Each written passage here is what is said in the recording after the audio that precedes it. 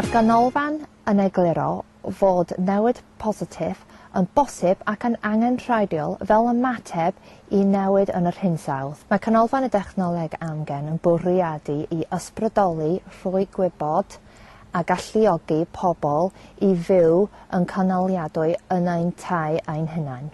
Mae'r ganolfan yn rhannu'r neges drwy ymchwil ac addysg. Rydym yn addysgu plant, rhedeg cwrsiau am oedolion ac athrawon, cwrsiau meistriaid, a hefyd yn ein darparu gwasanaeth gwybodaeth am ddim. Rydym yn rhedeg y ganolfan ymwelwyr brysur ym Machynlleth ac yn mynd i gynadleddau a sesiynau gwaith allan. Mae yna cymuned sydd yn byw ar y safle sydd yn fyw yn canoliadwy. The purpose of living here is to be a living example of the aims of CAT, furthering our social experiments and experimenting with renewable technologies. Newid yn yr hinsawdd ydy'r bygythiad byd angen mwyaf sydd yn wynebu ni i gyd ar hyn o bryd.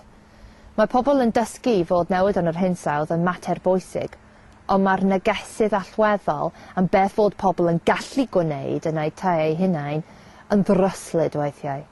Cymdeithas dielw yw canolfan y dechnoleg amgen, ac mae'r arian i gyd yn ei bwydo yn ôl oddi mewn yr elusen mwyn cefnogi gwasanaethau craidd. Mae canolfan y dechnoleg amgen yn llwyddiannus fel menter cymdeithasol, oherwydd fod yn ymateb i wyddoniaeth hinsawdd ar hyn o bryd, ac hefyd yn datblygu ei anghenion sy'n newid.